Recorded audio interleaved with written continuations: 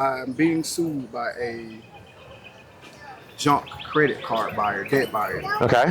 Midland Credit. Okay. In court, we've been through a whole bunch of stuff. However, I just learned that I could request for arbitration. Okay. Request to dismiss the case and go to arbitration.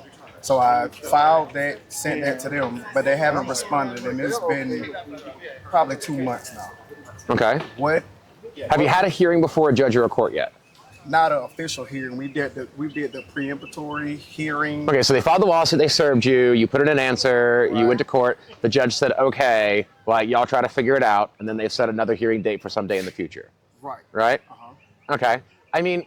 And then I sent the motion to dismiss the case and go to private arbitration, which is in the credit card agreement that they bought from. Well, yeah, but so like the right to have an arbitration doesn't necessarily abate their right to sue you, right? So they're not going to dismiss the lawsuit like for the arbitration. They will allow time for arbitration to occur or mediation to occur, and then if you can't reach a resolution, then it would go to trial, right?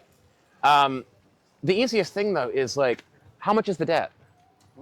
All together, because they have two of them, probably about 11,000. Okay. I mean, is the debt valid? Did you borrow the money? Did you? I didn't borrow it from Midland. Doesn't matter if you borrowed it from Midland or not, right? It doesn't matter. Like, did you borrow the money from someone? Yes. Okay, so like you owe the debt. The debt is yours. Right. Right.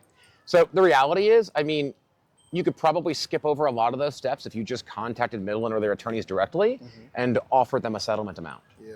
Like you could literally just call them, like, listen, I owe $10,000. I'll give you $5,000 made in 10 payments of $500. What do you say? They'll probably accept it. Because they probably paid 50 cents on the dollar for your debt anyways. Right. Right? Okay. But just because like they're not the original holder of the debt doesn't mean that the debt isn't valid. Right. Right? Because you can assign the debt to somebody else. Like I can sell your debt. Like you owe me $500, I can sell it to somebody else, and now you owe them the money because you owed it to me. It was mine to sell it to them. Right. So the debt's legitimate, but what about the arbitration though? Because arbitration is in the credit card agreement. correct. So you can go through arbitration, but like arbitration is designed to benefit the credit card. Like, arbitration is designed to prevent litigation from you suing them, right? But an arbitrator, like, it may not be as beneficial as you think it is, right? Because the arbiters is to try to create a situation where neither side is happy, right? Some kind of an agreement. But the reality is, you borrowed the money, they lent it to you, you owe the debt.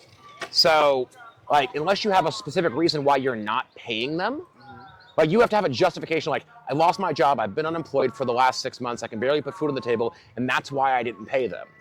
Then they'll be like, okay, and then they'll give you a payment plan. But they're not going to give you necessarily a discount on the debt. Right. They might be like, well, you owed $11,000, you currently can't afford anything. Cool. $20 a month for the next 2 years, then $200 a month for the next 2 years, and then $500 a month for the next 2 years. Yeah.